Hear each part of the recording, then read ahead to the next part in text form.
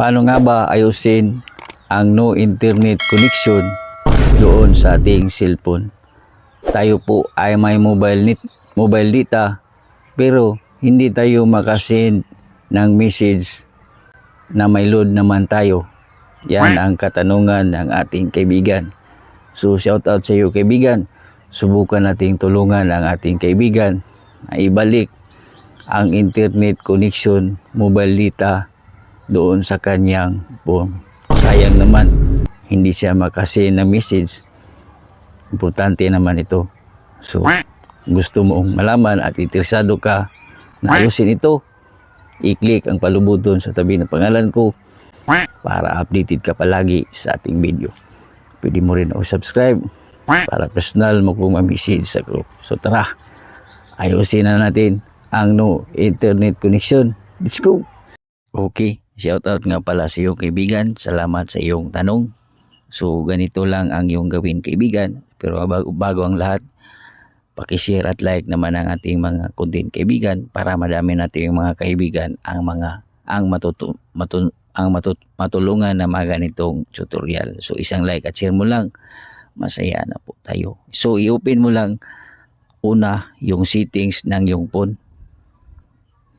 Then i-type mo dito sa babaw ang reset. At yan. So ito yung reset ng ating phone. So i-tap na natin itong reset all settings.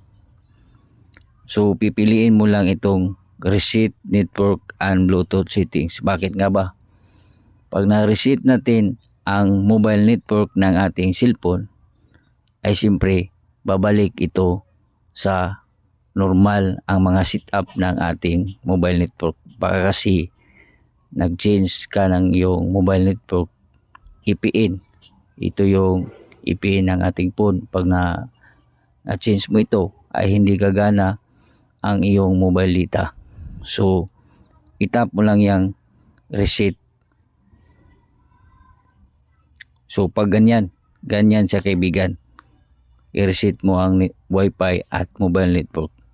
So tutorial naman to, hindi ko lang i-reset. Okay, so ang pangalawa kaibigan ay i-down mo yung widget ng yung phone. So ganun. At itong airplane mode, yan, i-turn on mo itong airplane mode ng 1 minute. Okay, yan, 1 minute mo itong i-turn on. At pagkatapos ng 1 minute or 10 minutes ay ibalik mo ulit, disable mo yung airplane mode. So babalik sa stable ang yung phone.